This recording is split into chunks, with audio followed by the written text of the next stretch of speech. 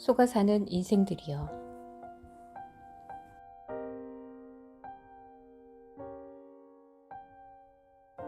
1. 흙에서 와서 흙으로 돌아가는 인생들이여. 여호와 하나님이 흙으로 사람을 지으시고 생기를 그 코에 불어넣으시니 사람이 생명이 된지라. 창세기 2장 7절. 필자는 장례식에 참석할 때마다 관을 의탁하여 땅에 묻히는 시신을 보면서 인생의 여러 면들을 생각하곤 한다. 어제까지만 해도 고집세고 자존심 강하며 아는 것도 많던 인생이 오늘은 어찌도 저렇게 얌전히 침묵하고 있는가. 참으로 인생은 무엇인가? 한 줌의 흙, 그것뿐인가? 필자는 잠시 여러분과 함께 흙에서 나와서 흙으로 돌아가는 허무한 인생의 본질을 생각해 보고자 한다. 첫째로, 인생은 흙으로 조직되었다. 어떤 잡지에서 몸의 성분을 분석해 본 결과 몸은 흙의 성분과 전혀 다를 바 없다는 기사를 보았다. 하나님은 인간을 만드실 때 흙을 사용하셨다. 또한 각종 짐승도 흙으로 만드셨다. 전도서 3장 19절에서 21절 참조. 오늘날 인간이 소유하고 있는 모든 생명 없는 물건도 사실 다 흙에서 나온 것들이 아닌가? 인간은 흙으로 조직되었다. 인간은 흙이다. 하나님은 흙으로 인간을 지으시고 그 코에 하나님의 생기를 불어넣어 인간이 생명이 되게 하셨다. 그러므로 인간은 하나님을 닮았는데 이는 곧 하나님의 인격을 닮았음을 의미한다. 타락한 인간에도 선을 추구하는 마음이 있는 것은 바로 하나님을 닮았음을 보여준다. 하나님이 자기 형상, 곧 하나님의 형상대로 사람을 창조하시되 남자와 여자를 창조하셨다. 창세기 1장 27절. 둘째로, 인생은 흙을 먹고 산다. 흙으로 만들어진 인간이 흙을 먹고 사는 것은 당연하다.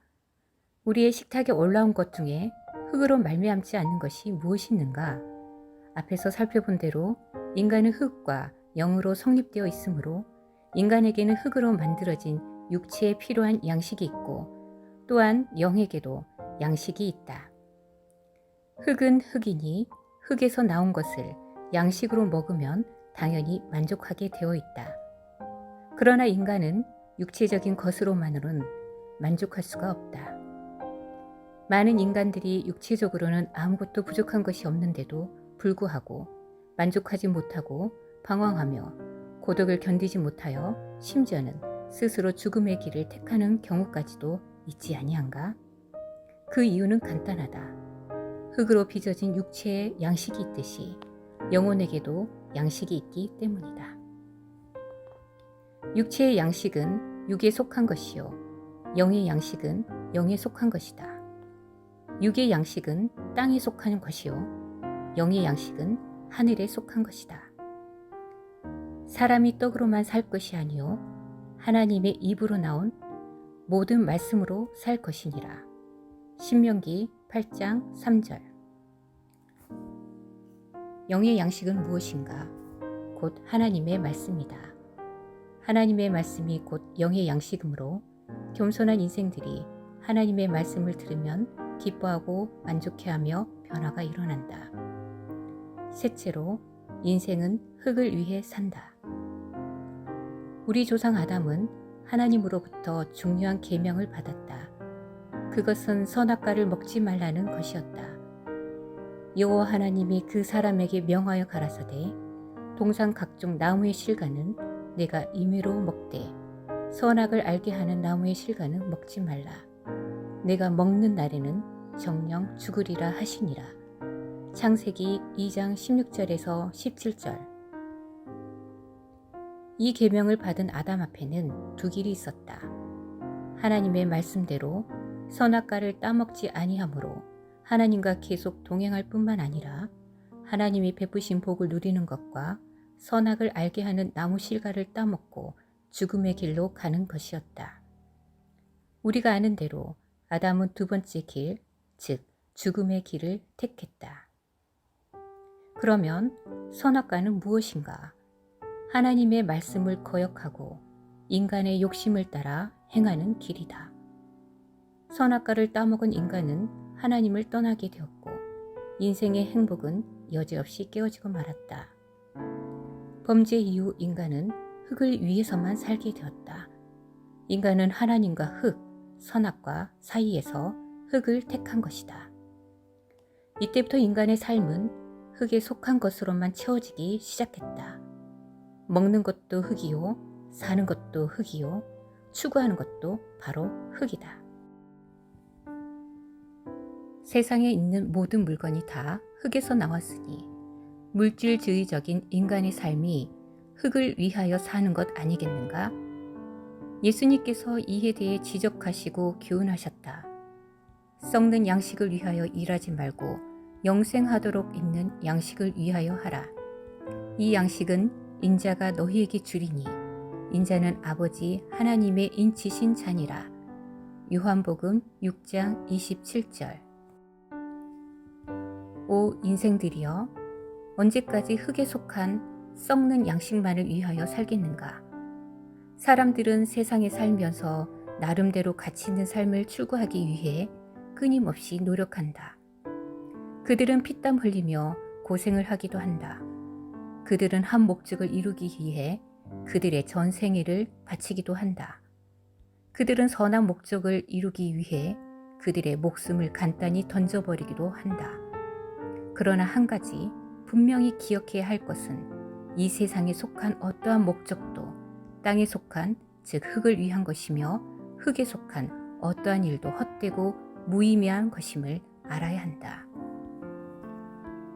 지금부터 약 3000년 전에 온갖 부귀와 영화를 다 누려보고 세상에 속한 모든 선을 추구하였던 솔로몬 왕은 다음과 같은 결론을 내렸다.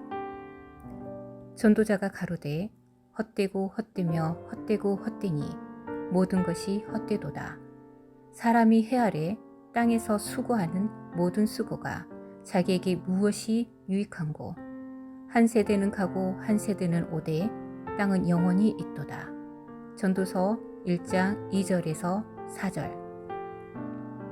오 독자여, 하나님 없이 세상에서 추구하는 모든 인간의 일들은 다 흙에 속한 일이요 헛된 일임을 깨달을 뿐만 아니라 이 모든 것이 바람을 잡으려는 헛수고임을 알기 바란다. 전도서 2장 11절. 필자는 당신에게 성경 전도서를 읽어보라고 권하고 싶다. 전도서는 이 세상에서 가장 진실한 인생론이다. 전도서 2장 14절에서 17절, 6장 1절에서 12절. 흙을 위하여 사는 인생. 이 문제에 대해서는 사도 바울도 여러 번 지적하며 경고한 바 있다. 내가 여러 번 너희에게 말하였거니와 이제도 눈물을 흘리며 말하노니 여러 사람들이 그리스도 십자가의 원수로 행하느니라.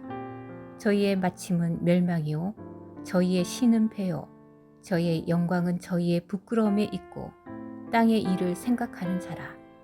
빌립보서 3장 18절에서 19절. 이들은 신은 배이며 배만 위에서 배를 만족하기 위해 종노릇하는 자들이다. 또한 그들은 땅의 일만 생각하는 자들이다. 그 중에는 땅의 생각과 수준으로 하늘을 판단하여 이르기를 하나님이 어디 있느뇨 하고 질문하는 어리석은 자들도 있다. 그들의 문화는 흙의 문화요 그들의 사상은 혼의 사상이요 그들의 수준은 흙의 수준이다.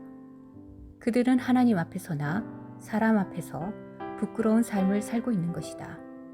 그들은 자신에게나 하나님에게 아무런 유익도 주지 못하는 헛된 삶으로 인생을 허비하는 자들이다. 하나님 없이 만들어진 행복이 도대체 참 행복일 수 없음을 아는가? 하나님 없이 사는 희락이 참 희락일 수 없음을 아는가?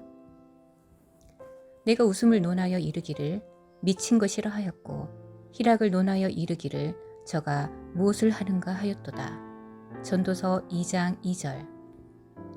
독자여, 진정 당신은 무엇을 위하여 살고 있는가? 당신의 삶이 흙을 위하여, 땅의 것을 위하여 하나님 없이 살고 있다면 다음 말씀을 주의하여 묵상하기 바란다. 너는 청년의 때, 곧 공고한 날이 이르기 전, 나는 아무 낙이 없다고 할 해가 가깝기 전에 너의 창조자를 기억하라. 전도서 12장 1절.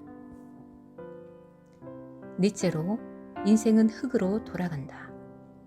너는 흙이니 흙으로 돌아갈 것이니라 하시니라. 창세기 3장 19절. 필자는 이 말씀을 생각하면서 하나님 앞에서 눈시울을 적실 때가 있었다. 예컨대 어떤 사람이 버려진 갓난아이를 데려다 양육하였다고 하자. 그는 자신의 혈육이 없으므로 그 아이를 친자식 이상으로 사랑을 주며 키웠다. 그의 모든 정성을 그 아이에게 쏟았다. 그 아이의 본래 성씨는 모르지만 지금 양부모의 성씨는 박씨라고 하자. 이 양부모는 오로지 이 자식 하나만을 위하여 사랑으로 온갖 정성을 다 쏟아 양육하였다. 이제 이 아이는 성인이 되어 실력 있는 사회인으로 양육되었다. 물론 양부모는 자식을 키우느라 늙어 있었다. 그런데 어느 날 이 청년은 자기 친부모가 따로 있다는 것과 그 친부모의 성씨가 김씨라는 것을 알게 되었다. 그는 수소문 끝에 친부모를 찾았고 냉정하게도 그동안 양육시켜준 양부모를 버리고 친부모에게 가겠다고 고집하는 것이었다. 인간의 상식이나 도덕적으로도 잘못된 것이지만 실상이 그러했다. 아무리 만류하고 사정하고 울어보아도 소용없이 가겠다는 것이다.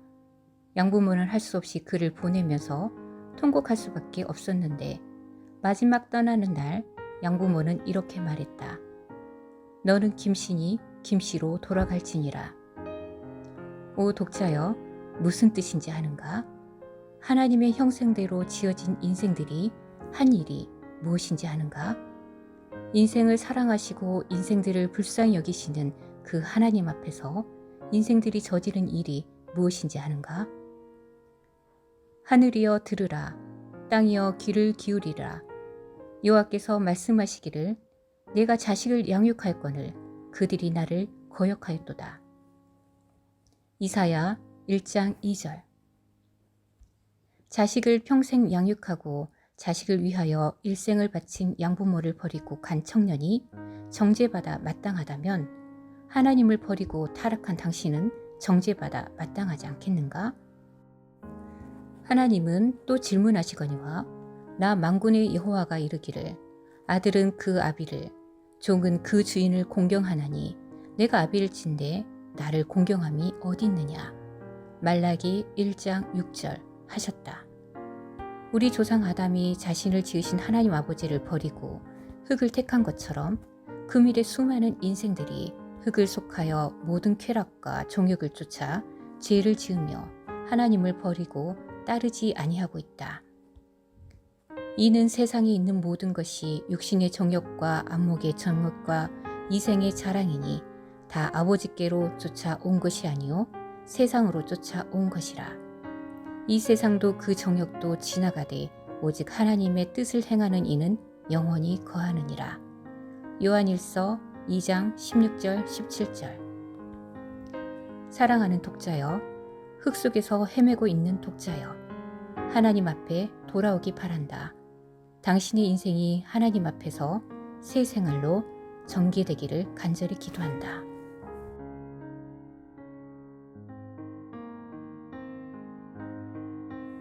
2. 헛된 일에 일생을 허비하는 인생들이여.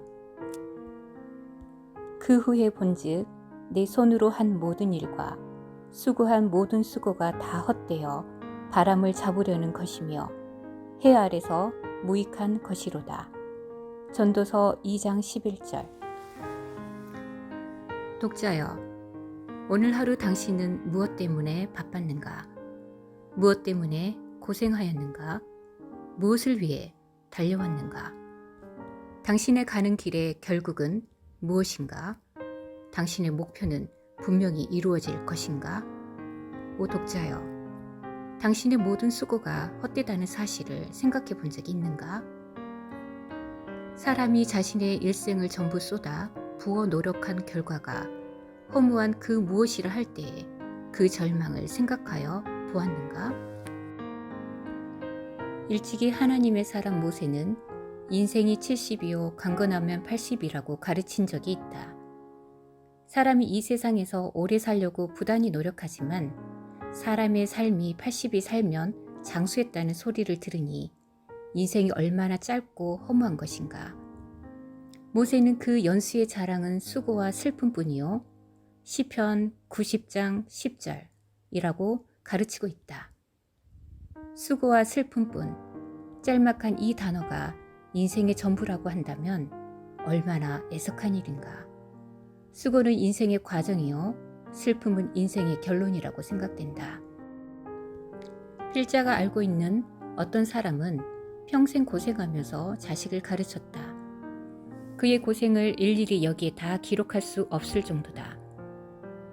그는 그 고생 중에 오랜 세월 저축하여 50이 넘는 시기에 겨우 집 한 채를 구입하여 새빵살이를 면하게 되었다.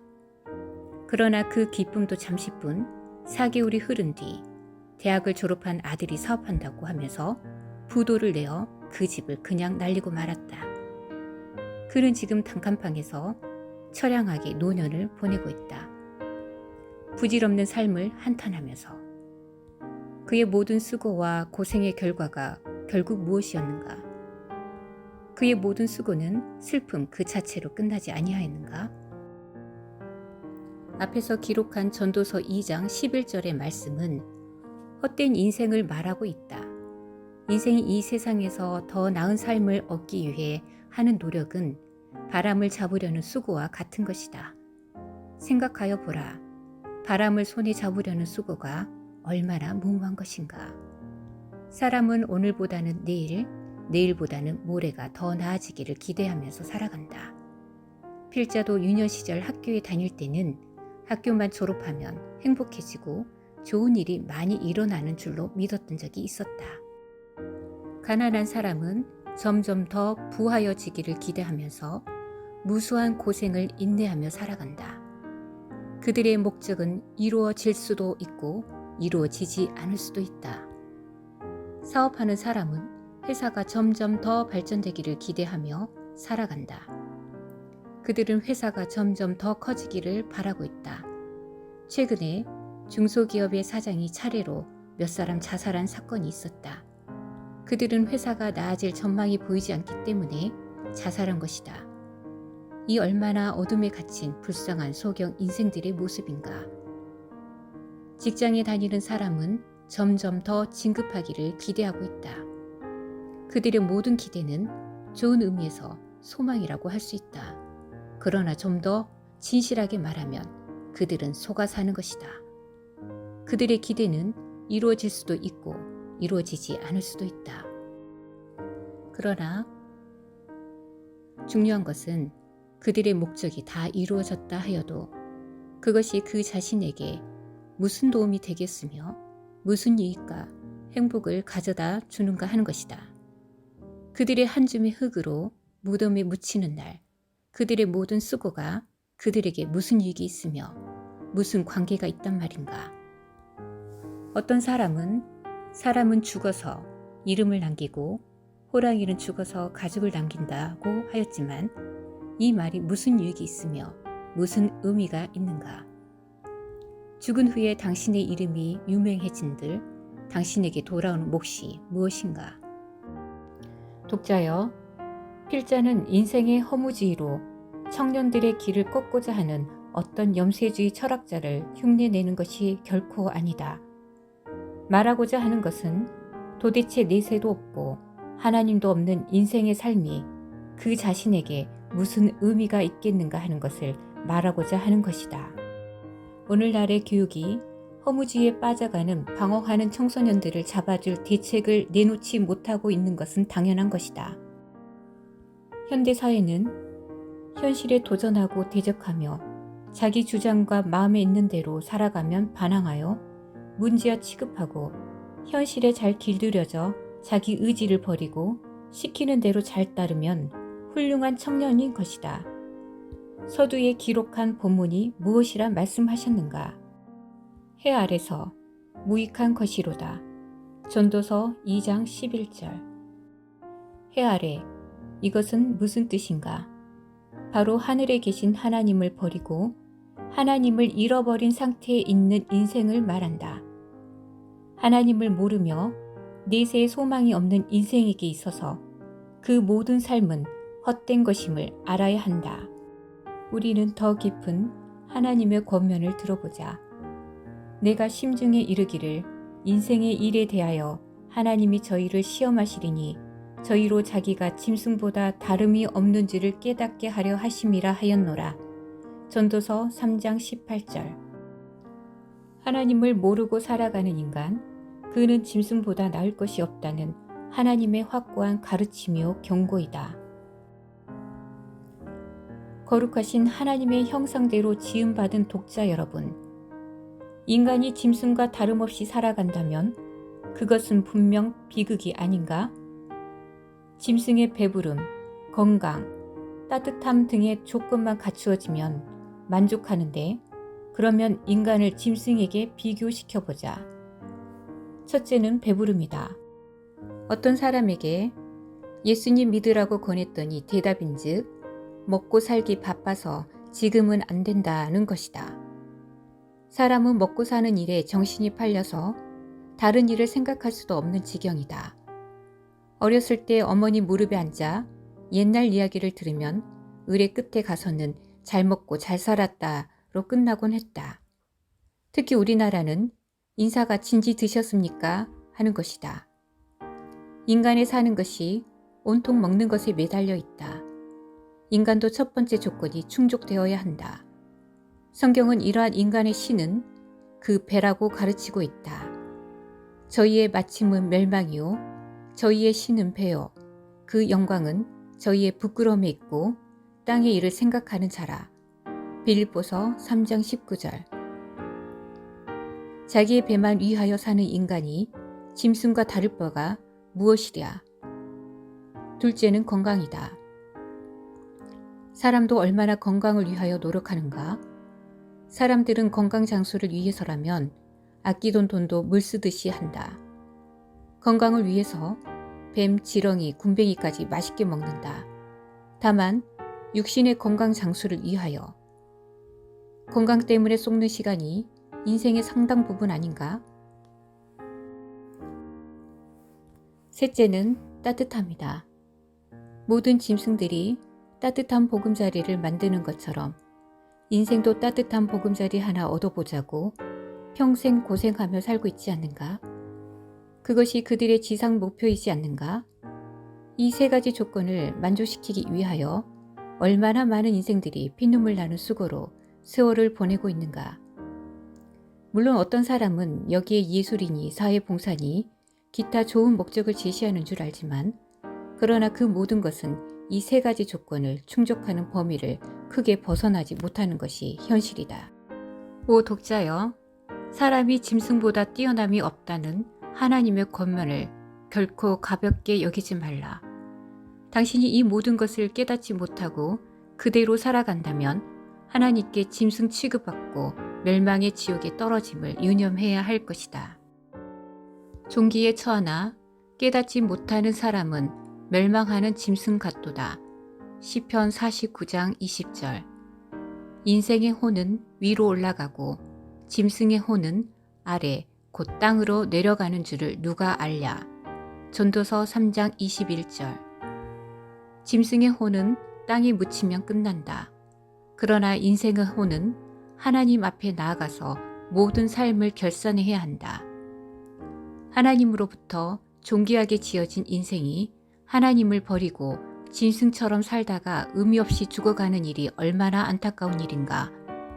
어떤 시인은 삶이 그대를 속일지라도 슬퍼하거나 노하지 말고 참고 견디면 기쁨의 날이 온다고 말하고 있는데, 당신이 기다리는 기쁨의 날은 당신 생에서 정녕 올 것인가?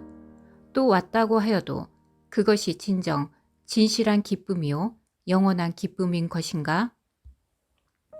독자여, 당신은 속고 있는 것이 아닌가? 해 아래 진실한 행복이 없는 바 당신의 평안을 주 안에서 찾으라. 주 예수 그리스도를 통하여 하나님 앞에 나오라. 당신의 기쁨이 충만할지라. 전도서를 통해서 하나님은 계속 가르치신다. 하나님은 모든 행위와 모든 은밀한 일을 선악간에 심판하시리라. 전도서 12장 14절. 지금 하나님 앞에 겸손히 나와서 모든 죄를 용서받고 하나님과 사귀라. 이것이 사랑의 하나님께서 사랑으로 권하시는 권면이다. 이 은혜와 사랑의 말씀을 끝까지 거절하는 자는 주님의 두려운 심판대 앞에 서게 될 것이 분명하다.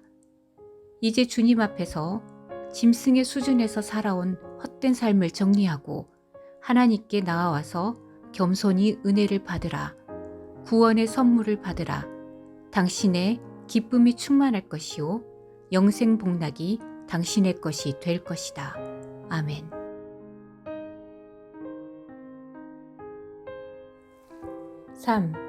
속아 사는 인생들이여. 옛날이 오늘보다 난 것이 어찌미냐? 이렇게 묻는 것이 지혜가 아니니라. 전도서 17장 10절. 성경은 하나님께서 인생을 깨우치기 위하여 주신 하나님의 말씀이다. 하나님은 어리석은 인생들에게 하나님의 참된 지혜를 계시하사 그 어리석음 가운데서 건지시기를 원하신다. 필자는 인생의 문제를 생각하면서 전도서를 살피고 있다. 이 전도서는 어리석게 속아 사는 무지한 인생들을 깨우치기 위하여 기록된 것이다. 인생은 속아 산다. 자신의 실체를 알지 못하고 속아 사는 것이다. 자신의 존재 이유를 알지 못하고 속아 사는 것이다. 자신의 종착역을 알지 못하고 속아 사는 것이다. 여기서는 속아 사는 인생들에 대해서 성경 안에서 생각해 보기를 원한다. 첫째로, 인생은 자신의 생각에 속아 산다. 사람들은 오늘보다 내일이 더 나아질 것이라고 생각하며 살아간다. 또는 금년보다 내년이 더 나아질 것이라고 생각하며 살아간다. 그때에는 여러 면에서 더 나은 인생을 살게 될 것으로 생각하며 살아간다. 학생들은 상급 학교에 진학하거나 사회에 진출하며 좋아질 것이라고 생각한다. 청년들은 결혼하면 행복할 것이라고 생각하며 살아간다. 그들은 아름다운 아내를 얻어 행복한 가정을 이루고 예쁜 자녀를 훌륭하게 키우는 꿈을 꾸며 살아가고 있는 것이다. 신혼부부들은 날마다 더해지는 저금 통장을 기쁘게 여기고 아기의 재롱을 신기해하며 더 나은 미래를 상상한다. 그들은 아이들이 자라감에 따라 아이들에게 소망을 두며 살아가는 것이다. 자녀들이 학업을 마치고 사회에 진출하면 나아질 것이라고 생각하며 살아가고 있지 아니한가? 사람들은 세월이 지나면서 점점 나아질 것이라고 생각하며 살아가고 있는 것이다. 물론 형편이 나아질 수도 있다. 그러나 과연 실체가 확실히 나아지고 있는가? 진정 그들의 소망처럼 그들의 행복은 보장되어 있는 것인가? 성경은 여기에 대해서 이렇게 가르치고 있다. 눈으로 보는 것이 심령의 공상보다 나으나 이것도 헛되어 바람을 잡으려는 것이로다. 전도서 6장 9절. 인생들의 보장이 되어 있지 않는 소망은 말씀에 기록된 대로 한낱 헛된 공상에 지나지 않는다. 무지개를 잡으려고 쫓아가는 소년처럼 헛된 공상 속에서 살아가고 있는 인생의 모습을 잘 가르쳐 주시는 말씀이다. 이 말씀에서 두 가지를 생각할 수 있다. 하나는 눈앞에 나타난 현실이 나타나지 아니한 심령의 공상보다 낫다는 것이다. 이것은 모든 인생에게 좋은 교훈을 준다. 실제로 공상에 잡혀 있을 때는 아무것도 얻지 못하나 현실에 충실하면 유익을 얻을 뿐만 아니라 형편을 어느 정도 좋게 할 수 있기 때문이다. 사람은 자기 노력으로 좋은 열매를 얻는 것은 사실이다. 그러므로 공상만을 가지고 헛되이 배부른 사람보다는 노력하여 현실을 잘 가꾸어 나가는 것이 낫다. 그러나 사실이 이와 같지만 이것도 헛되다는 것이다. 왜냐하면 이것이 참된 평안, 확실한 행복, 인생의 진정한 가치를 깨달은 진리가 되지 못하기 때문이다. 사람들은 점점 나아질 것이라는 공상적 소망을 가지고 살아가다가 문득문득 뒤를 돌아볼 때마다 지난 날들이 좋았다고 푸념하기 일쑤이다. 서두에 기록한 말씀처럼 옛날이 오늘보다 나음을 한탄한 것이다. 필자는 며칠 전 내과 의사로부터 슬픈 이야기를 전해 들었다. 내용인즉 서울대 법대 3년생이라는 어느 청년이 얼마 전부터 소화가 잘 되지 않아 여러 병원에서 진찰을 받았다. 정밀 진찰을 해본 결과 소화기를 비롯한 내장에 암세포가 퍼져 있어서 2개월을 넘기지 못하고 꺼질 시한부 생명이었다. 그는 학업보다 치료부터 하라는 의사의 말에 4학년 등록을 해야 한다고 고집했다. 이렇게 자기 길을 고집하는 청년에게서 우리는 무엇을 생각해야 할까? 가령 그가 건강하여 최고의 실력으로 법관이 되었다고 하자 그것이 그 인생의 진정한 행복일 수 있을까? 모든 고뇌와 고통은 그에게서 다 사라진 것일까? 아, 사람의 마음속에 있는 이룰 수 없는 헛된 소망에 잡혀있는 인생의 허탄함이여, 허무함이여, 바람을 잡는 헛됨이여, 헛됨이여. 둘째로, 인생은 세상에 속아 산다. 세상은 인생들에게 속삭인다. 세상 어디엔가는 행복이 있다고. 달콤하고 그럴듯한 속삭임으로 인생들의 삶을 송두리째 뽑아가는 것이다. 그리고 실제로 순간순간 인생들을 즐겁게 하는 일들을 통해서 사람들을 그 속에 빠지게 한다. 지금부터 약 3000년 전에 이 세상에 살았던 솔로몬 왕은 인간으로서 누릴 수 있는 모든 낙은 거의 다 누렸던 왕이었다. 전도서 2장에 기록된 것처럼 그는 세상의 모든 부귀와 영화를 더 이상 요구할 필요가 없도록 누렸다. 그러나 그는 동일한 장에서 내가 웃음을 논하여 이르기를 미친 것이라 하였고 희락을 논하여 이르기를 저가 무엇을 하는가 하였노라고 하였다. 왜 웃음을 논하여 미친 것이라 하였을까? 그것은 해 아래 인생이 사는 곳에는 어디에도 진정한 행복의 웃음은 없기 때문이다. 하나님이 없는 세상, 죄 용서함이 없는 세상, 구원이 없는 상태에서의 웃음이 무슨 진정한 웃음이겠는가? 예를 들어보자. 어떤 사람이 실수로 범죄하여 형무소에 갇혀 있다고 하자. 그는 형무소에서 만난 사람들을 통해서 여러 가지 재미있는 이야기를 듣거나 다른 일들로 인하여 때때로 웃을 것이다. 그러나 그것이 그에게 있어서 진정 기쁘고 평안한 웃음이라 할 수 있는가? 그가 순간순간 일들로 인하여 크게 웃을 수도 있겠지만 그러나 그것은 진정한 웃음은 아닌 것이다. 인생도 이와 같아서 하나님을 거역하고 죄에 매여 지옥으로 가고 있는 인생에겐 잠시 즐거움이 있을 수 있으나 그것은 진정한 행복의 웃음은 아닌 것이다. 사단은 세상의 그럴듯한 유혹을 통해서 사람들로 하여금 거기 빠져 자신의 영혼의 문제를 생각할 여유조차 갖지 못하게 한다. 요한 사도가 권면하고 있는 말씀을 들어보라. 이 세상도 그 정욕도 지나가되 오직 하나님의 뜻을 행하는 자는 영원히 거하느니라.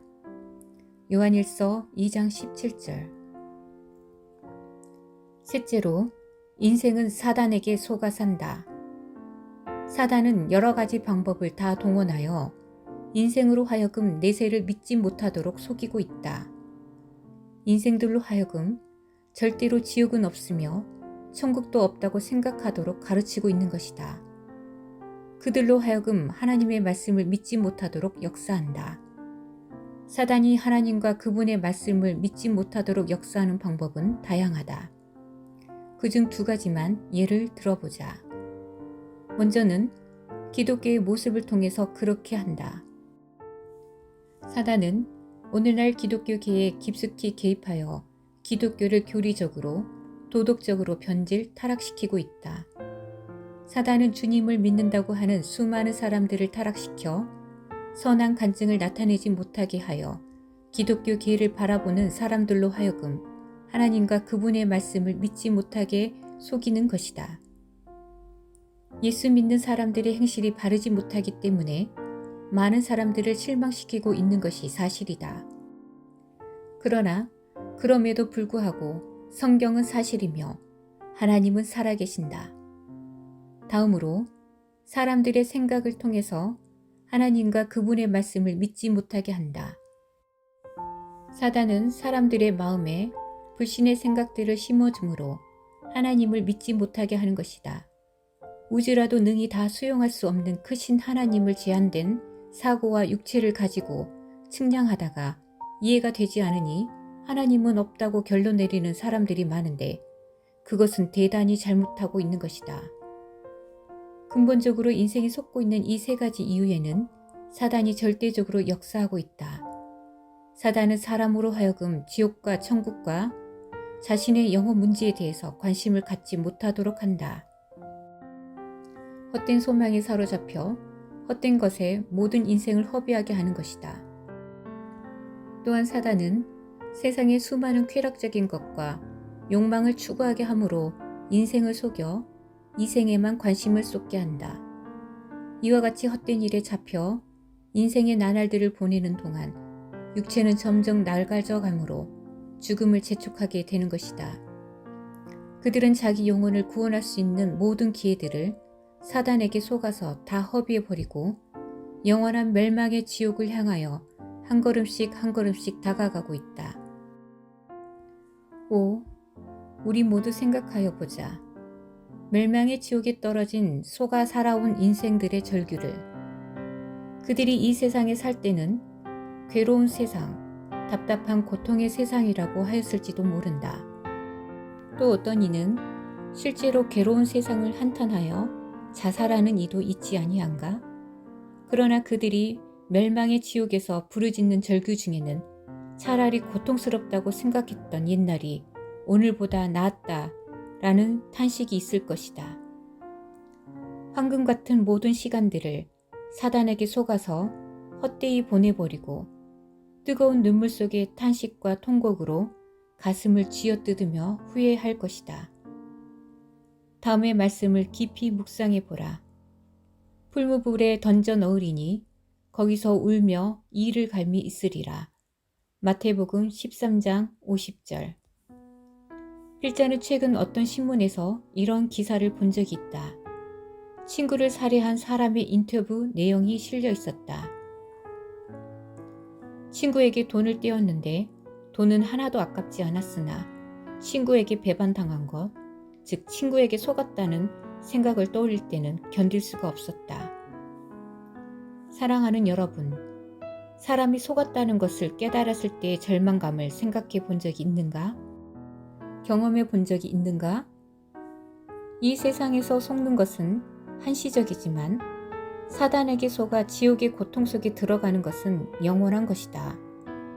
자신에게 속고 세상에 속고 사단에게 속아 멸망의 지옥에 떨어져 영원히 후회하고 통곡하는 인생은 인간으로서 가장 불행한 모습인 것이다. 사랑하는 독자여, 부디 하나님께로 돌아오라. 하나님은 영원한 진리요 사랑이시다. 하나님의 따뜻한 품 안에서 금세와 내세의 복락을 누리라. 악인은 그 길을, 불의한 자는 그 생각을 버리고 여호와께로 돌아오라. 그리하면 그가 긍휼히 여기시리라. 우리 하나님께로 나아오라. 그가 널리 용서하시리라. 이사야 55장 7절.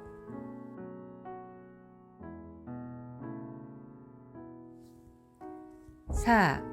일생에 매여 종노릇하는 인생들이여. 또 죽기를 무서워함으로 일생에 매여 종노릇하는 모든 자들을 놓아주려 하심이니. 히브리서 2장 15절. 인간의 역사가 진행되는 중에 수많은 사상가, 종교가, 예술가들이 죽음의 정체를 규명하려고 고심해왔다. 이 문제를 해결하기 위해 인간이 바친 시간은 숫자로 계산할 수 없을 것이다. 그럼에도 불구하고 아무리 죽음의 정체를 분명하고 확실하게 결론짓지 못했을 뿐만 아니라 아무도 죽음을 피하거나 극복하지 못했다. 옛사람도 인생을 논하며 생자 필멸이라 하였으니 살아있는 사람은 반드시 죽는다는 뜻이다. 이 죽음의 문제는 인생이면 누구나 당하는 문제이며 누구나 생각하고 관심을 가져야 하는 문제이다. 그러나 필자가 생각해도 놀라운 것은 사람들이 뜻밖에도 죽음의 문제에 지나칠 만큼 무관심하다는 것이다. 그들은 아마 생각하기를 포기하고 있는지도 모른다. 그러나 그것보다는 사단이 인간의 마음속에 역사하여 무관심하게 하고 있으리라 생각된다. 여기서는 이 죽음의 정체를 생각하며 죽음 앞에 있는 인생의 문제를 다루고자 한다. 왜냐하면 이 죽음의 문제에 대한 분명한 해답은 성경 외에 그 어디에도 없기 때문이다. 그렇다면 사람들은 왜 죽음을 무서워하는가? 첫째, 그것은 죄의 값이기 때문이다. 창세기 2장 17절에 선악을 알게 하는 나무의 실과는 먹지 말라. 내가 먹는 날에는 정녕 죽으리라고 말씀하셨다.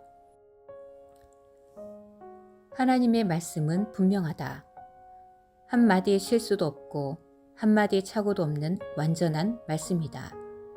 주께서 아담에게 말씀하시기를 선악과를 먹으면 반드시 죽는다고 하셨다. 그러나 하와는 이것을 먹었다. 아담도 또한 먹었다. 중요한 것은 선악과 나무 자체가 아니라 선악과를 따먹었다는 것이다. 왜냐하면 이 행동은 하나님의 말씀을 거역하는 것이기 때문이다. 인간은 하나님을 거역하는 죄의 값으로 죽음을 당하게 되었다. 이때 인간에게는 수많은 고통과 괴로움이 오게 되었으며 그 가운데서 고생을 하다가 결국은 죽음에 이르게 되는 과정을 겪게 되었는데 이것이 모든 인생에 피하지 못할 운명이 되었다. 사람이 흑암과 사망의 그늘에 앉으며 공고와 쇠사슬에 매임은 하나님의 말씀을 거역하며 지존자의 뜻을 멸시함이라. 시편 107장 10절 11절. 오 인생들이여, 괴로운 인생들이여, 당신의 괴로움, 당신의 고통이 죄값으로 말미암은 줄 아는가?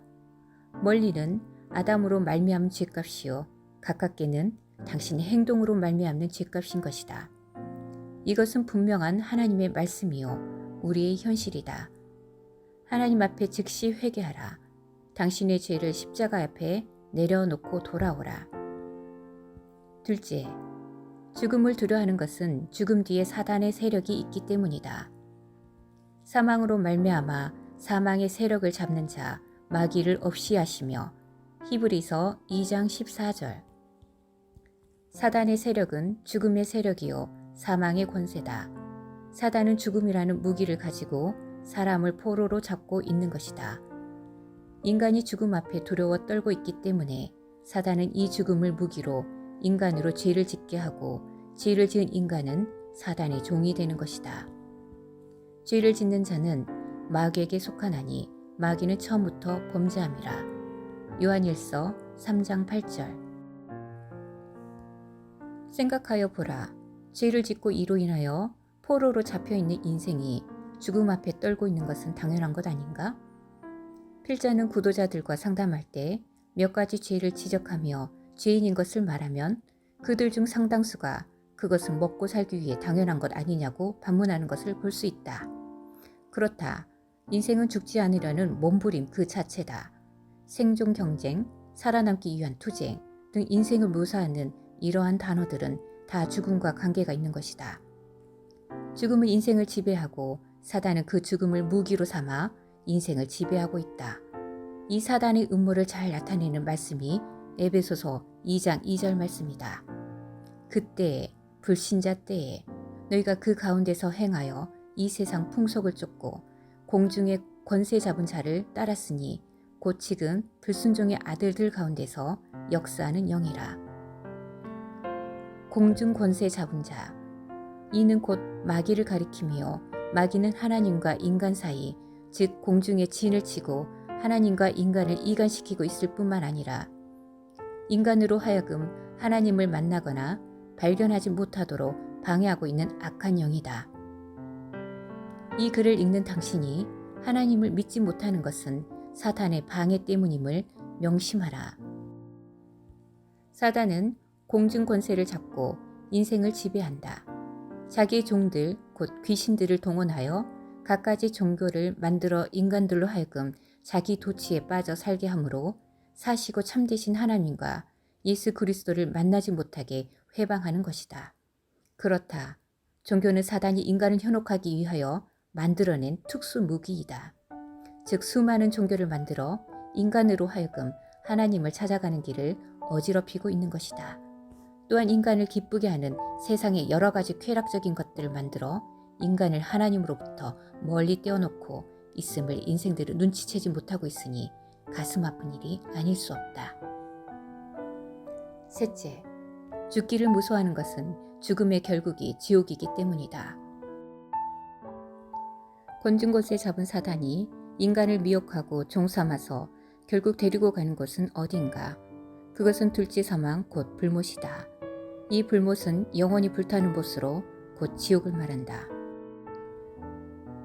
마가복음 9장 43절 이하에서 예수님은 지옥을 경고하고 계시는데 손과 발을 찍어 버리고라도 지옥에 가지 말 것을 경고하셨다. 사실 지옥이라는 말이 세상에서는 너무 가볍게 사용되고 있으나 범죄한 죄인이 장차 갈 지옥은 우리의 상상을 훨씬 초월하는 곳이다. 인간의 언어로 도저히 표현할 길이 없는 끔찍스러운 곳이 지옥이다. 주님은 지옥에 떨어지는 가룟 유다에 대해서 경고하시기를 그 사람은 차라리 나지 아니하였더라면 제게 좋을 뻔하였느니라. 마가복음 14장 21절 고 하셨다. 얼마나 끔찍하고 무서운 경고인가. 인간이 세상에 태어나서 어떠한 고난을 겪는다 할지라도 지옥의 고난과 비교될 수 있는 고난은 아무것도 없다. 사람에게는 양심이 있다. 사람들이 이성적으로 지옥을 깨닫지 못하고 있다 할지라도 죽음을 두려워하고 있는 것은 영원히 지옥을 알고 있기 때문이다. 죽음을 두려워하는 것은 누구에게 배워서가 아니다. 이 문제는 아무도 가르칠 수 없고 가르치지도 않는다. 세상에 죽고 싶은 사람은 있어도 죽음 자체를 좋아하는 사람은 없다. 우리의 영혼은 하나님으로부터 나왔으므로 하나님을 떠난 죽음을 두려워하는 것이다. 이것을 불신자들은 본능적이라고 말한다. 오 독자여, 사랑하는 독자여, 죽음 앞에서 무서워 떨고 있는 당신의 영혼을 사랑하고 무관심하지 말라. 학대하지 말라. 당신이 영혼의 내세에 대한 문제를 무관심하는 것은 영혼을 학대하는 것임을 명심하라. 당신의 영혼의 소리에 귀를 기울이라. 이제 이 죽음의 공포에서 즉 멸망의 지옥에서 어떻게 해방될 수 있는지를 생각해 보기를 원한다. 첫째, 죄의 값이 지불되어야 한다. 죄의 삭은 사망이요. 로마서 6장 23절. 성경은 죄에 대한 값이 사망으로 지불되어야 함을 명백하게 증거하고 있다. 에덴 동산에서 하나님이 선악과를 따먹으면 정령 죽는다고 말씀하신 것을 생각나게 하지 않는가? 이때 인간이 선악과를 따먹음으로 사단은 사망을 무기로 인간을 지배하게 된 것이다. 사단은 하나님의 말씀을 이용하여 인간을 주장하고 있으니 이것이 사망 권세라는 것이다. 그도 또한 한 모양으로 혈육에 함께 속하심은 사망으로 말미암아 사망의 세력을 잡는 자 곧 마귀를 없이 하시며 히브리서 2장 14절. 이제 대답은 분명하다. 인간을 사망 권세로 유린하는 사단에게서 해방받는 길은 죄의 대가를 지불하는 길뿐이다. 그러나 인간이 자기 영혼을 구원하기 위하여 죽음을 지불한다면 즉시 지옥에 떨어질 뿐이다. 아, 이 슬픈 운명에 처한 죄인을 누가 건질 것인가? 예수는 우리 범죄함을 위하여 내줌이 되었고 또한 우리를 의롭다 하심을 위하여 살아나셨느니라. 로마서 4장 25절. 이 말씀은 예수님의 죄값을 다 치르시고 우리를 능히 구원하셨다는 하나님의 선포이다. 예수님께서 십자가를 지심으로 죄인들의 죄값을 지불하셨다는 뜻이다. 예수님께서 죽으심으로 당신의 죄값을 온전히 지불하심으로 인하여. 둘째, 사단이 망한 것이다. 창세기 3장 15절에 여자의 후손이 뱀의 머리를 상하게 한다고 예언된 바 예수님의 죽으심으로 사단이 망하게 된 것이다. 사망의 세력을 잡은 자 곧 마귀를 없이 하시며 히브리서 2장 14절. 심판에 되어야 함은 이 세상 임금 마귀의 심판을 받았음이라. 요한복음 16장 11절. 예수께서 이르시되 사단이 하늘로서 번개같이 떨어지는 것을 내가 보았노라. 누가복음 10장 18절. 이제 사단의 권세는 망한 바 되었다. 머리가 깨어진 사단이 마지막 저항을 하고 있을 뿐이다. 그러므로 결론은 간단하다. 모든 승리는 예수님께 있다. 예수님은 단호하게 이렇게 선언하셨다. 내가 곧 길이요 진리요 생명이니 나로 말미암지 않고는 아버지께로 올 자가 없느니라. 요한복음 14장 6절. 예수 그리스도는 모든 인생의 죄악을 해결하여 주셨고 죄와 사망의 두려움에서 해방하셨으며 자기를 믿는 자를 멸망의 지옥에서 온전히 건지셨다. 예수께서 가라사대 나는 부활이요 생명이니 나를 믿는 자는 죽어도 살겠고 무릇 살아서 나를 믿는 자는 영원히 죽지 아니하리니 이것을 내가 믿느냐? 요한복음 11장 25절. 믿는 자는 영생을 가졌나니. 요한복음 6장 47절.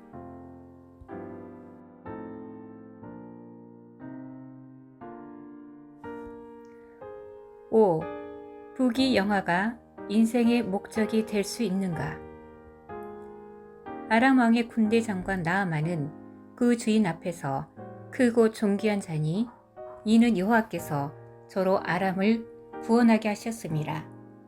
저는 큰 용사나 문둥병자더라. 열왕기하 5장 1절.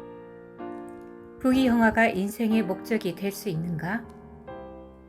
구약성경 열왕기하 5장에 보면 아람 사람 나만 장군에 관한 기사가 나온다. 그는 그 주인 왕 앞에서 총애를 받는 존귀한 자였다. 그는 국가를 위기에서 건진 유명한 장수였다. 왕에게 대단한 신뢰와 사랑을 받고 있음은 물론이요, 온 국민들에게 영웅 대접을 받고 있는 장군이었다.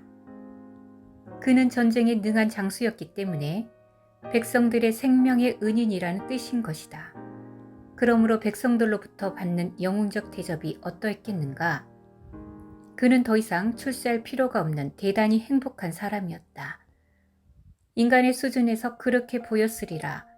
그는 그의 이름이 뜻하는 것처럼 즐거운 사람이요 세상 부귀영화를 거머쥔 사람임에 틀림없다. 그럼 나만 즐거움이 가졌던 것이 무엇이었는가를 생각하며 오늘을 사는 지혜를 주님 앞에서 생각해 보자. 나만이 가졌던 첫 번째 즐거움은 무 사람들이 그토록 갖고 싶어하는 권세를 가진 것이었다. 왕에게 절대적으로 신임을 얻은 장군이었기에 그의 권세는 하늘을 찌르고 땅에 충만하였지 않겠는가? 인간이 세상에서 평생에 추구하는 것이 많은데 그중 하나는 권세를 갖는 것이다. 권세의 핵심을 자세히 살펴보면 사람을 다스리는 것이다. 인간은 두 사람만 있어도 한 사람이 한 사람을 주관하고자 하는 욕망이 생긴다. 사실 주관하고자 하는 인간의 욕망 때문에 수많은 인류의 비극이 생기는 것이다. 소수의 무리가 다수를 마음대로 지배하려는 권세력이 얼마나 많은 비극을 몰고 왔는가. 어찌되었든 수많은 인간이 그토록 갖고 싶어하는 권세를 나아만 장군은 가지고 있었던 것이다. 두 번째로 나아만이 가졌던 즐거움은 명예이다. 사람들은 명예를 중요시한다. 인류 역사가 진행되는 동안 수많은 사람들이 명예를 얻기 위하여 수고하고 고생하였다. 어떤 이들은 명예를 위하여 죽음도 불사한다. 실제로 수많은 사람들이 명예를 위하여 죽음을 택하기도 하였다. 그들은 죽어가면서 나는 명예롭게 죽는다라고 말한다. 나아만은 이 명예를 얻었고 누리고 있었으며 그러므로 그의 삶은 즐거움 그 자체였던 것이다. 셋째로 나아만의 즐거움은 물질적인 것에 있었다. 그는 종을 부리며 물질적으로 부족함 없이 살았다. 인생들의 삶을 자세히 들여다보면 거의 대부분의 사람들이 돈을 삶의 목표로 삼고 있음을 볼 수 있다. 어떤 이들은 돈 때문에 명예를 훼손시키며 돈 때문에 형무소에 가는 일도 수없이 보아왔다. 예나 지금이나 돈은 인간의 생활에 막대한 영향을 끼치고 있음을 부인할 수 없다. 디모데전서 6장 10절에 돈을 사랑함이 일만 악의 뿌리가 되나니 이것을 사모하는 자들이 미혹을 받아 믿음에서 떠나 많은 근심으로써 자기를 찔렀도다 라고 말씀하셨다. 성경이 이와 같이 가르치고 있음에도 불구하고 오늘날 대부분의 사람들은 돈이 인생의 목표요, 모든 문제의 해결 수단이요, 행복의 열쇠인 것처럼 생각하고 돈을 모든 인간관계나 모든 가치 기준의 최고의 자리에 두는 것이다. 돈 때문에 형제도 버리고 돈 때문에 부모도 원수가 되고 돈 때문에 사랑하는 연인을 내어버리는 경우를 얼마든지 볼 수 있지 아니한가? 이토록 귀하고 중요한 재물에 관해서도 아무런 부족함이 없었던 나아만이었다. 나아만이 이스라엘 왕 앞에 가지고 간 선물만 보아도 알 수 있다. 나아만은 인생들이 추구하는 이 모든 것을 다 가지고 있었으며 인생을 즐길 수 있는 행복의 조건을 다 갖추고 있었다. 하지만 그는 문둥병이라는 죽음의 병으로 인해 그 모든 좋은 것들은 아무것도 아니며 가치를 잃고 말았던 것이다. 그는 죽음의 그림자가 자신을 덮었을 때 이 모든 것이 자기에게 아무런 가치도 없다는 참담한 사실 앞에 절망해야 했다. 문둥병으로 죽어가는 마당에 그 모든 것이 무슨 소용이 있겠는가? 필자는 여기서 나아만보다 수백 년 후에 세상에 계셨던 한 분을 소개하고자 한다. 그분은 평강의 왕이라고도 소개된 분이다. 이사야 9장 6절. 그분은 세상에 계셨으나 또한 사람의 모양을 입었으나 실상은 하나님의 아들이셨다. 그분이 평강의 왕이라고 소개된 것은 그분은 인생의 모든 경우에 있어서 평강을 주실 수 있으신 전능자라는 뜻이다. 국가와 사회와 개인에게 있어서 참된 평화는 그분 예수 그리스도로 말미암는다. 나아만의 병을 고친 능력도 사실은 그분의 것이다.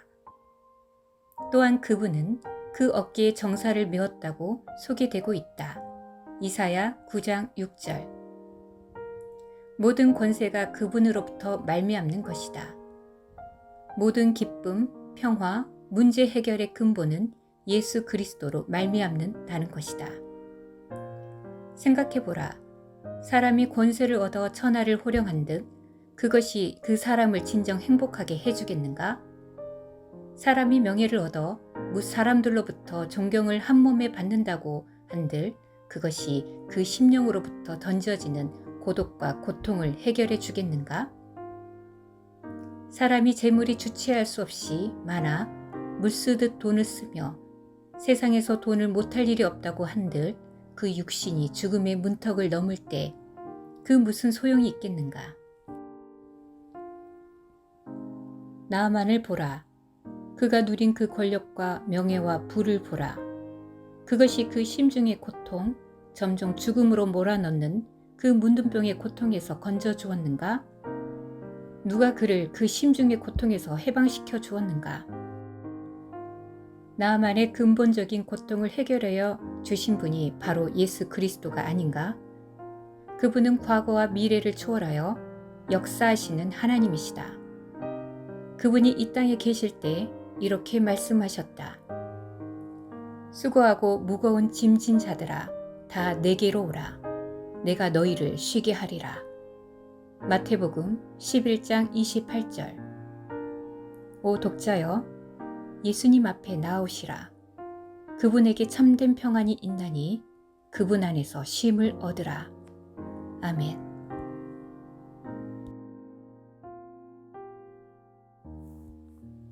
6. 하나님께 나아가는 길.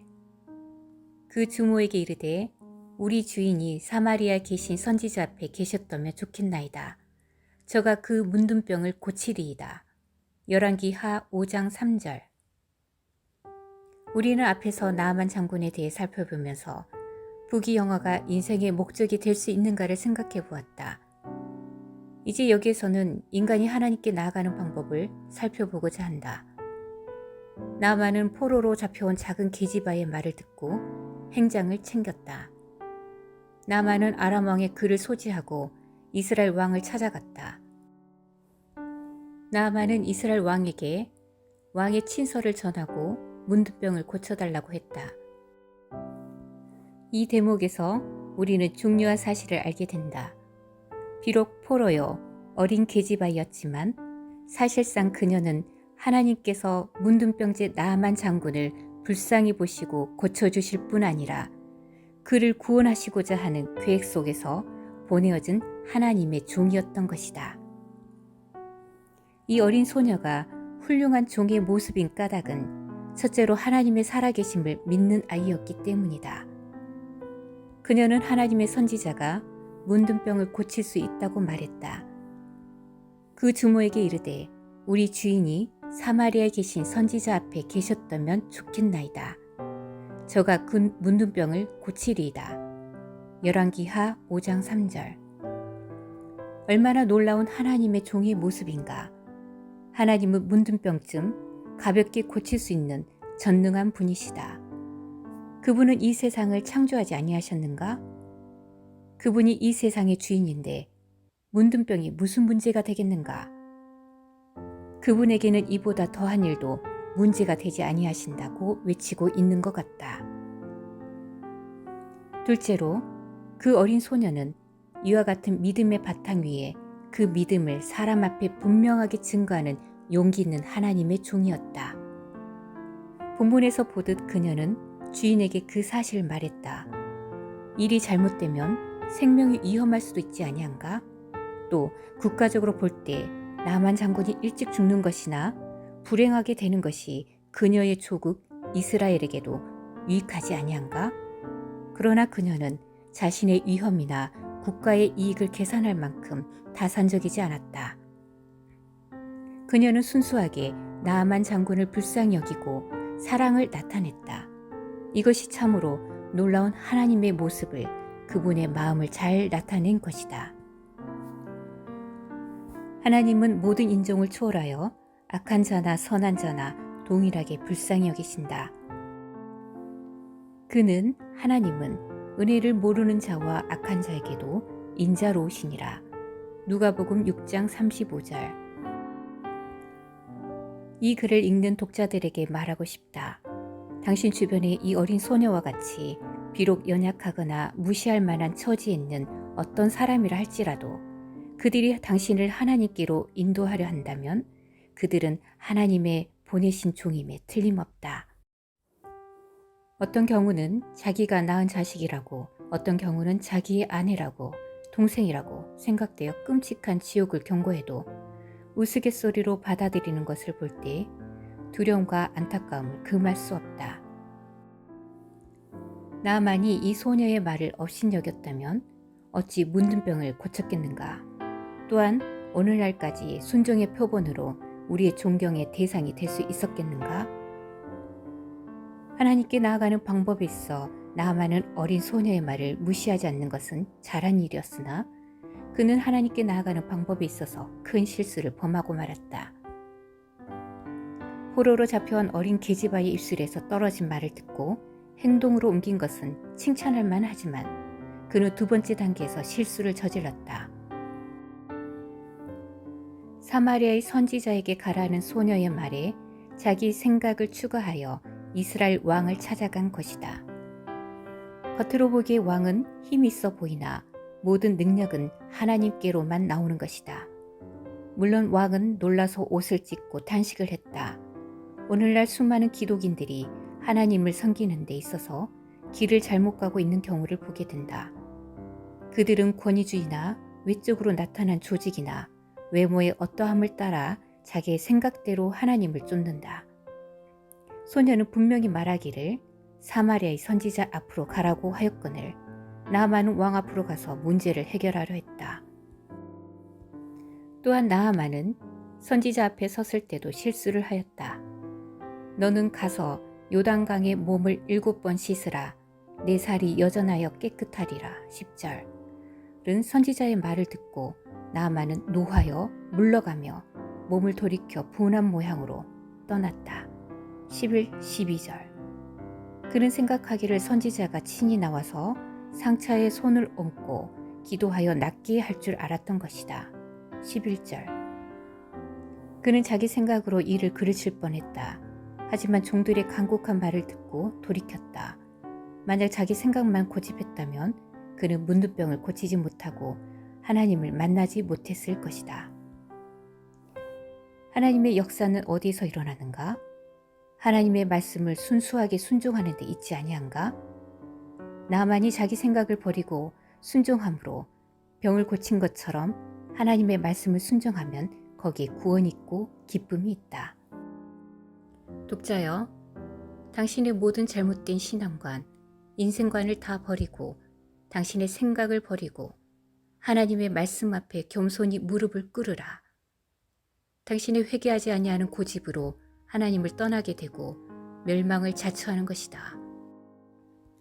나만이 겸손하게 어린 소녀의 실현 가능성 없는 인간 생각으로는 하나님의 말씀에 순종했던 것처럼 당신도 육신의 부모나 친구나 아내나 동생의 권고로 받아들이지 말고 그들을 통한 하나님의 음성임을 깨닫고 속히 순종하여 구원을 받으라. 회개하지 않는 자에게는 하나님의 두려운 심판이 있는 것이니 두려워해야 할 일이다. 다만 내 고집과 회개치 아니한 마음을 따라 진노의 날 곧 하나님의 의로우신 판단이 나타나는 그 날에 이말칠노를 내게 쌓는도다. 로마서 2장 5절. 당신의 고집과 체면과 당신의 생각을 버리고 순전하게 하나님 앞에 나와 구원을 얻으라. 영원한 진노의 심판 곧 멸망의 지옥에서 구원받으라. 하나님은 당신이 이 땅에 있는 동안 끝까지 당신을 사랑하시고 구원의 기회를 허락하고 계심을 잊지 말라. 하나님은 사랑이시라. 요한일서 4장 16절.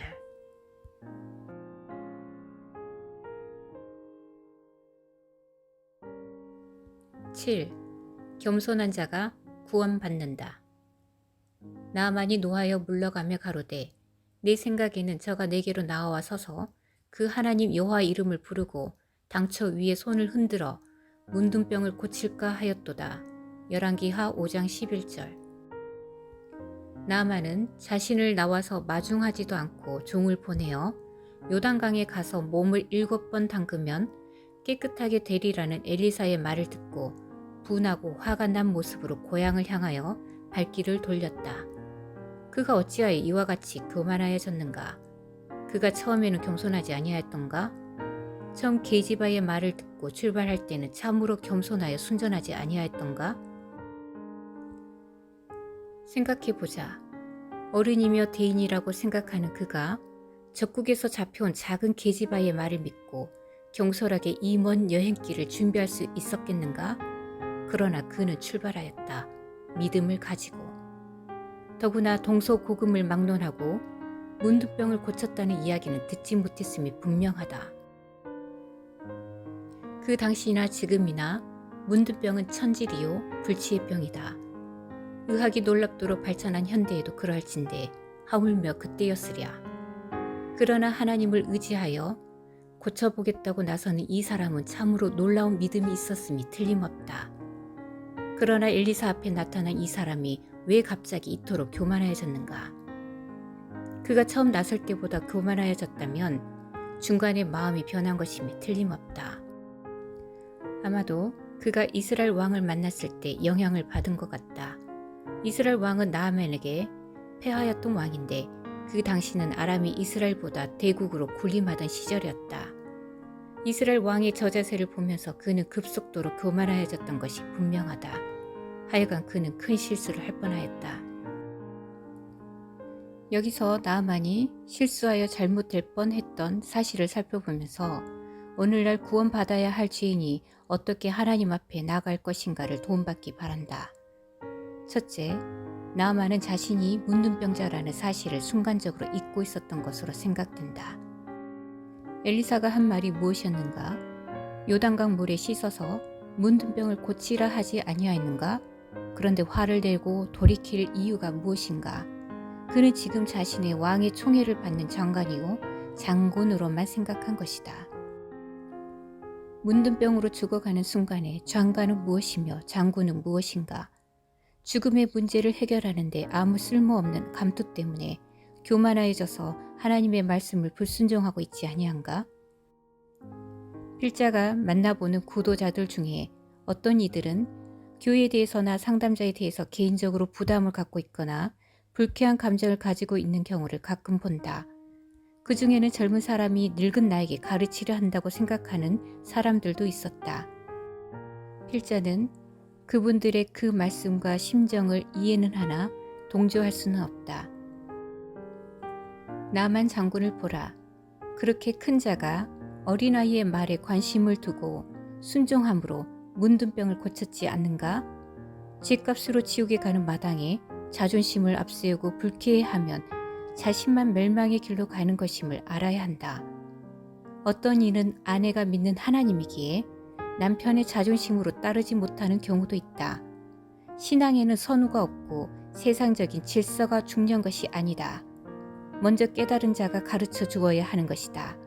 왜냐하면 그는 지금 파멸과 멸망의 길에 서 있으며 지옥으로 가는 끔찍한 길에 서 있기 때문이다.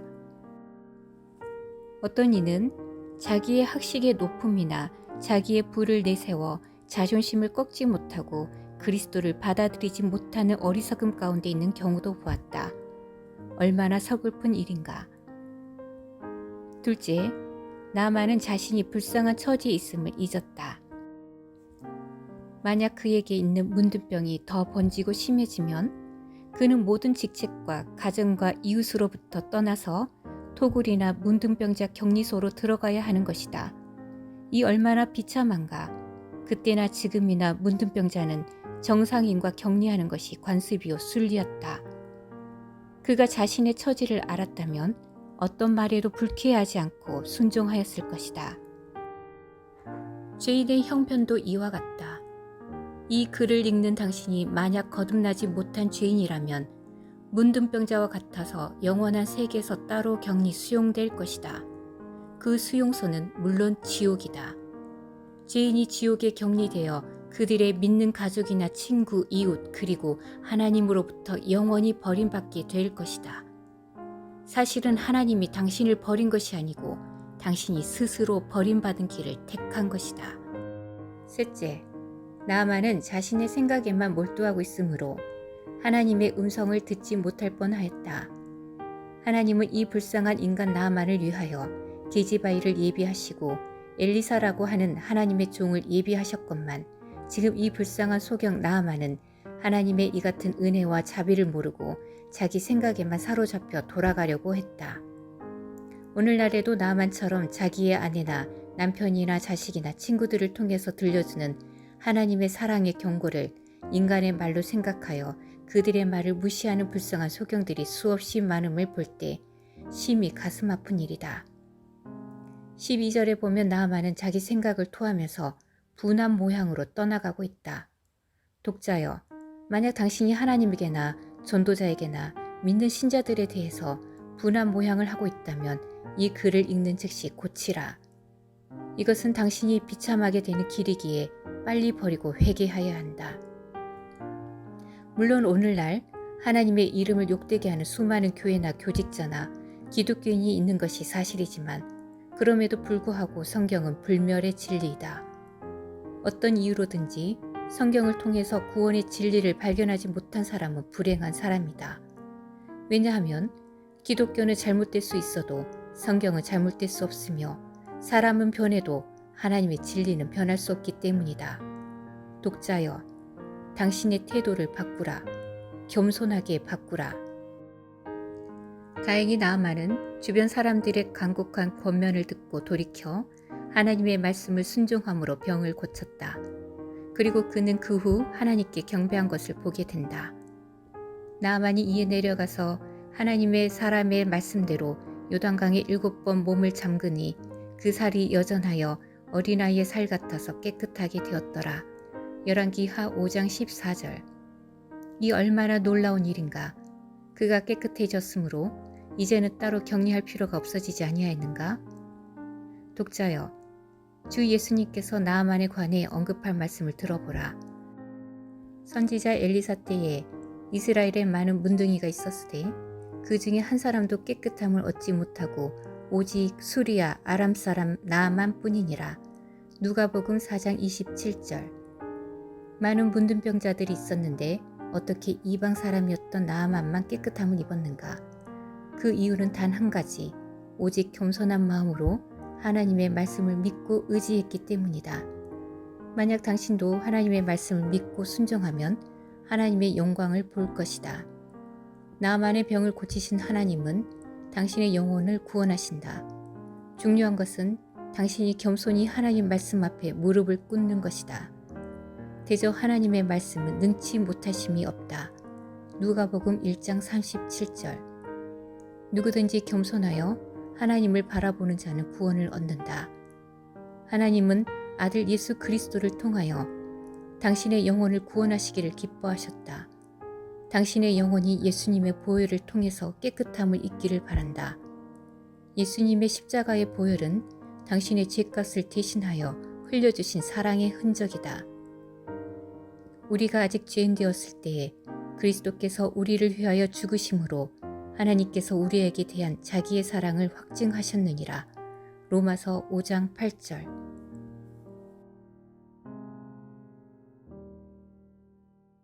8. 구원은 완전한 속죄다. 나아만이 이에 내려가서 하나님의 사람의 말씀대로 요단강에 7번 몸을 잠그니 그 살이 여전하여 어린아이의 살 같아서 깨끗하게 되었더라. 열왕기하 5장 14절. 어떤 전도자가 장로님에게 묻기를 장로님, 영원한 속죄를 아십니까? 하니 장로님 대답이 처음 듣습니다. 어디에 그런 말이 있습니까? 하였다. 예, 히브리서 9장 12절입니다. 하고 보여주니 한참 들여다보던 장로님은 나는 42년간 헛믿었습니다. 속았습니다. 하고 말하는 것이다. 그리고 그는 구원받았다. 여기서 나아만이 고침받은 문둥병에 관해 생각해보자. 이 문둥병은 히브리 말로 차라, 즉 몹시 괴롭다라는 말에서 유래되었는데 인간을 오래 괴롭게 하다가 결국 죽게 하는 병이다. 이 문둥병은 죄가 인간을 괴롭히다가 지옥에 끌고 감을 생각나게 한다. 예수님 당시에도 많은 문둥병 환자들이 일반인들과 격리되어 있었던 것을 보게 된다. 이 문둥병의 특성은 감각이 없어져서 살이 점점 썩어가는 것이다. 이것은 죄를 지으면서도 감각 없이 살아가는 수많은 죄인들을 잘 나타내주고 있다. 금일의 수많은 사람들은 죄를 짓고도 전혀 양심의 가책 없이 당당하게 살아가며 심지어는 죄를 짓고도 이것을 자랑스럽게 생각하는 데까지 이르렀다. 필자는 감각이 없어지는 특성을 가진 이 문둥병을 통한 교훈을 생각하며 하나님 앞에서 우리의 모습을 발견하고자 한다. 첫째, 죄인은 하나님께 대해서 감각이 없다. 어리석은 자는 그 마음에 이르기를 하나님이 없다 하도다. 시편 14장 1절. 말씀에서 보는 바와 같이 하나님이 없다고 하는 자는 어리석은 자, 즉 바보 같은 자라고 경고하고 있다. 경험하지도 못하면서 하나님이 없다고 섣불리 단정하는 자이다. 그들의 행위가 시편 14편 4절에 있는 바 저희가 떡 먹듯이 내 백성을 먹으면서 여호와를 부르지 아니한다. 즉 그들의 이 사이에 씹힌 그리스도인들이 한둘이 아닌 것이다. 자신들이 무지무각하여 하나님을 배반하였거늘 선한 양심을 쫓아 하나님의 말씀대로 하나님을 따르는 성도들을 늘 괴롭히고 있는 것이다. 그들은 너희 하나님이 어디 있느냐 라고 질문하여 성도들을 괴롭히고 울게 하는 어리석은 핍박자들이다. 사람들이 종일 나더러 하는 말이 내 하나님이 어디 있느냐 하니 내 눈물이 주야에 내 음식이 되었도다. 시편 42장 3절. 그들은 터무니없는 이론으로 하나님을 반박하나 이미 그들은 하나님을 멀리 떠나 있으며 지옥을 향하여 힘차게 나아가고 있음을 그 자신은 전혀 깨닫지 못하는 꿈꾸는 자들이다. 이것은 마치 나이아가라 폭포에서 뱃놀이 하는 사람들 중에 폭포의 낭떠러지를 모르고 힘차게 나아가다가 떨어져 죽는 자들의 모습과 같다. 얼마나 불쌍한 모습인가. 독자 중 이런 분들이 있거든 속히 회개하고 돌아오기 바란다. 오래 참으시는 하나님의 사랑이 당신을 기다리신다. 둘째, 죄인은 자신의 양심에 감각이 없다. 양심은 하나님이 인간에게 주신 고귀한 선물이다. 이 양심은 인간이 인간답게 살기 위하여 행복하기 위하여 필요한 것이다. 수많은 계몽가들, 운동가들, 교육가들이 그들의 요구사항을 양심이 호소하고 있지 아니한가? 인간이 인간답기 위해서는 양심을 회복해야 한다. 그러나 현실은 어떠한가? 시들어버린 목련꽃처럼 인간들의 양심이 더럽혀져 있지 아니한가? 양심대로 사는 살려는 사람들이 바보 취급받는 현실이 아닌가? 학교에서 정직할 것을 가르치지만 정직하게 살아보라. 세상에서 어디 사업이 되는가? 출세가 되는가? 한번 더럽혀진 양심은 인간 세계의 그 무엇으로도 고칠 수가 없다. 주님을 믿겠노라고 수십 번 약속하고도 믿지 아니하는 거짓말쟁이들이 우리 가족 중에 얼마나 많은가. 사람을 속임이 아니요 자신의 양심을 속임이요 하나님을 속임이니 당신의 양심은 어떠한가. 하나님 앞에 돌아오는 것을 성경은 양심의 악을 깨닫고 몸을 맑은 물로 씻었으니 히브리서 10장 22절. 그리스도의 피가 어찌 너희 양심으로 죽은 행실에서 깨끗하게 하고 살아계신 하나님을 섬기게 못하겠느냐. 히브리서 9장 14절 라고 말하고 있는 것이다. 독자여, 당신의 양심의 악을 깨닫고 주께 나와 씻어 새 사람이 되라. 하나님의 신령한 축복이 당신에게 있을 것이다. 셋째, 죄인은 죄에 대하여 감각이 없다. 이 시대는 죄를 죄로 여기지 않는 시대이다.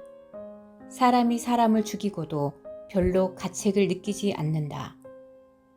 어떤 형무소에서 나온 사람에게 들으니 그 안에 있는 죄수의 대부분이 자신은 억울하게 또는 운이 없어서 이곳에 왔다고 생각하더라는 것이다. 다 죄를 짓는데 왜 하필이면 나만 이곳에 오느냐고 원망하는 자들이 대부분이었다는 것이다. 에베소서 4장 17절에 보면 저희 총명이 어두워지고 하나님의 생명에서 떠나 있도다. 저희가 감각 없는 자 되어 자신을 방탕에 방임하여 모든 더러운 것을 욕심으로 행하되라고 서술하고 있다. 사람들은 죄에 대하여 감각 없는 자 되어 자신은 항상 옳고 정직하여 깨끗한 것처럼 착각에 빠져 교만한 마음으로 지옥을 향하여 가고 있는 것이다. 다시 말하거니와 당신이 죄를 깨닫지 못하는 것은 죄가 없어서가 아니라 감각이 없어서이다. 하나님 앞에서 가장 악한 죄인의 모습 중 하나는 이것인데 곧 나는 양심적으로 살았다. 다른 사람 속이지 않고 정직하게 살아왔다. 나는 법 없어도 살 사람이다 라고 말하는 교만한 자들이다. 이제 나만의 문둥병이 어떻게 나는지 살펴보자. 나만이 이에 내려가서 하나님의 사람의 말씀대로 요단강에 7번 몸을 잠그니 그 살이 여전하여 어린아이의 살 같아서 깨끗하게 되었더라. 열왕기하 5장 14절.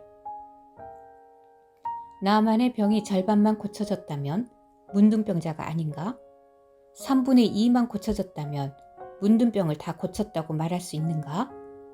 문둥병은 어느 한 부분에만 있어도 곧 퍼진다. 왜냐하면 피로써 퍼지는 병이기 때문이다. 하나님은 나만의 문둥병을 온전히 고치셨다. 오늘날도 죄인이 온전히 죄 용서함 받지 못하면 구원받은 것이 아니다. 필자가 슬프게 생각하는 것은 수많은 사람들을 상담해 보면 죄 문제를 분명히 해결하지 못하고 있으면서도 구원받았고 천국에 갈 것이라고 여기는 불쌍한 기독인들이 많다는 것이다. 구원은 완전한 속죄에 있다. 서두에서 말한 장로님처럼 속지 마시기 바란다. 십자가에서 당신의 죄는 완전히 해결되었다. 당신이 기도할 때마다 죄인 하고 죄 용서함을 믿지 못한다면 당신은 확실히 구원받지 못한 자이다. 다음 말씀을 천천히 깊이 생각하며 읽으시고 구원받기 바란다. 저가 한 재물 예수님으로 거룩하게 된 자들을 영원히 온전케 하셨느니라. 히브리서 10장 14절. 나만이 온전히 깨끗해진 것처럼 당신이 온전히 깨끗한 의인의 신분으로 변화된 것을 경험하기 바란다. 이것을 사하였은즉 다시 죄를 위하여 죄사 드릴 것이 없느니라. 히브리서 10장 18절.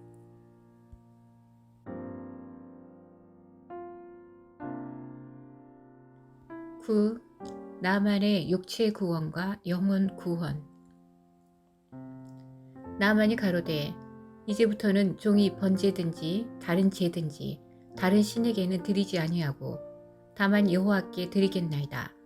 열왕기하 5장 17절. 나는 예수 믿고 그 지긋지긋한 관절염 고치고 건강하게 살고 있습니다. 예수님이 얼마나 고마운지 모릅니다. 구원 받았느냐는 필자의 물음에 신앙생활을 10년이나 했다는 어느 집사님의 대답이었다. 집사님의 대답이 하나님 앞에서 왜 잘못되었는지 나만의 경우를 살펴보면서 교훈받기를 원한다. 나만 장군이 처음 하나님 앞에 나오게 된 동기는 문둥병 때문이었다.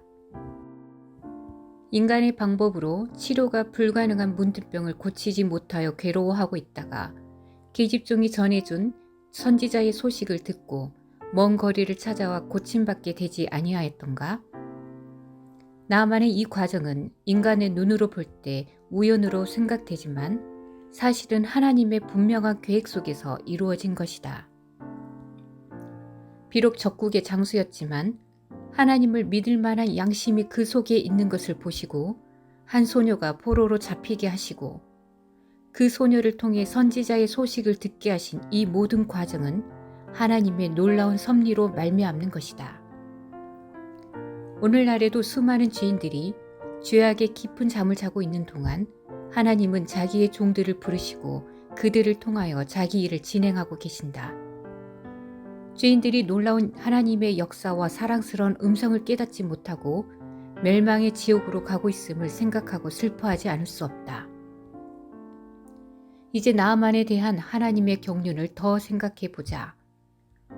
하나님께서 나아만을 부르사 병을 고치신 것은 병 자체를 고치시는 것보다 그 역사를 통하여 창조주 하나님을 발견케 하사 그분을 섬기며 그분을 통하여만 구원받음을 알게 하는 데 목적이 있으셨던 것이다. 서두에 말씀을 소개한 대로 나아만은 하나님의 선하신 뜻을 따라 하나님을 발견하고 구원받은 후 돌아갔다. 다시 말하면 나아만이 문둥병을 고친 것은 육체적 구원인데 하나님의 뜻은 이 육체적 구원을 통해 영혼의 구원을 목적하셨던 것이다. 그는 그의 육신의 고침을 받음을 통해서 하나님의 살아계심과 역사하심을 깨닫고 큰 충격을 받았음이 분명하다. 그러므로 그는 큰 물질을 아낌없이 선지자에게 바치려 했다. 열왕기하 5장 15절 16절. 선지자가 받기를 거절했을 때 그는 선지자를 통해서 역사하시는 하나님을 발견하고 그분께 감사하며 예배하기 시작한 것이다. 필자는 이 장면에서 두 가지 중요한 사실을 말하고 싶다. 첫째는 나만에 대한 하나님의 계획이 2단계, 즉 육체의 구원을 통한 영혼 구원이었으며 금일의 수많은 구도자들도 이러한 경험을 거쳐야 하는 것이다. 다시 말하자면 하나님의 살아계심을 깨닫게 되는 과정은 다양할 수 있다. 병고침이나 기도응답이나 능력, 경험 혹은 교육을 통해서 다양하게 하나님의 실존을 경험할 수 있다. 그러나 이 경험 자체가 곧 구원이 될 수는 결코 없다. 슬픈 사실은 필자가 상담한 많은 경우의 교인들이 이러한 경험을 붙들고서 구원받은 것으로 착각하며 살아가고 있다는 것이다. 아니다. 결단코 아니다. 이 경우는 구원으로 가는 과정이지 구원은 결코 아니다. 예수님은 이러한 육체적 구원이나 표적을 주러 오시지 않고 당신의 영혼을 구원하러 오셨다. 바울도 표적만 찾는 유대인, 지식만 추구하는 헬라인을 책망하고 십자가에 못 박힌 예수 그리스도를 통한 구원을 강력하게 증거하고 있다. 고린도전서 1장 22절 23절. 독자여, 누가복음 17장 11절 이하를 보라. 10 문둥병자가 다 병고침을 받았으나 구원받은 자는 사마리아인 한 사람이었음을 명심하시라. 만약 당신이 하나님을 믿게 된 것으로만 구원받은 것으로 여긴다면 당신의 믿음도 검토해 보아야만 할 것이다. 놀랄 일은 주님 나라에 갈 것으로 생각하고 있는 대다수의 사람 중에 천국에 이르지 못할 자가 생각보다 많다는 것이 성경의 증거이다. 마태복음 7장 13절에서 23절. 당신이 자신의 영혼을 진정 사랑한다면 위의 말씀을 찾아 살피고 겸손히 당신의 영혼을 검토해 보라. 이 일이 중요한 것은 만약 당신이 버리운 자라면 당신의 그 훌륭한 신앙 경력에도 불구하고 영원히 꺼지지 않는 지옥불에서 통곡하고 있을 것임에 틀림없기 때문이다. 둘째로, 이 장면에서 말하고 싶은 것은 나아만이 하마터면 병만 고치고 영혼 구원에 이르지 못하였을 뻔했다는 것이다. 그 이유는 그가 하나님의 선물을 돈으로 사려 했기 때문이다. 만약 엘리사가 그 물질을 받았다면 나아만은 자기의 병 고침에 대한 값을 치렀다고 당당한 생각을 하며 하나님을 경배하지는 못하였을 것이 분명하다. 엘리사야말로 훌륭한 하나님의 종의 모습이다. 엘리사는 영안이 온전히 열려있는 거룩한 하나님의 종이었던 것이다. 구원의 문제, 영생의 문제에 돈이나 기타 인간의 생각이 개입하면 하나님의 선물인 영생이 훼손되는 것이다. 영생은 온전히 선물로만 주어진다. 그 아무것도 우리의 대가로 만들어지는 것이 아니며 순전한 하나님의 선물인 것이다. 에베소서 2장 8절. 나만을 감동시킨 이 하나님의 선물이 교회 역사 2000년 동안 수많은 죄인들을 변화시켜 주 앞에서 주님을 사랑하여 순교의 자리까지 이르게 하지 아니하였던가?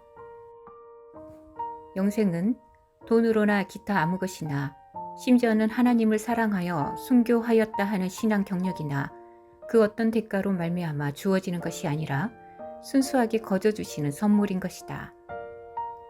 하나님께서 이 놀라운 구원의 그림자를 구약에 두신 것은 온전한 자비이다.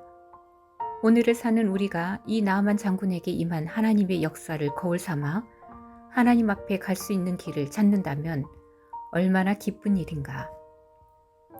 나아만이 자기의 잘못된 생각을 버린 것처럼 당신도 그러하기를 바라며 나아만이 겸손해진 것처럼 당신도 그러해야 될 것이며 나아만이 하나님을 경배한 자가 된 것처럼 당신도 구원받은 성도로 하나님께 알려졌기를 바란다. 거듭 말씀을 드리지만 당신의 생각을 버리지 않는 한 하나님을 만날 수 없다. 예수를 너희가 보지 못하였으나 사랑하는도다. 이제도 보지 못하나 믿고 말할 수 없는 영광스러운 즐거움으로 기뻐하니 믿음의 결국 곧 영혼의 구원을 받음이라. 베드로전서 1장 8절 9절. 당신은 분명히 영혼 구원을 받았는가? 아니면 육체 구원만 받았는가? 겸손하게 점검해 보시기 바란다.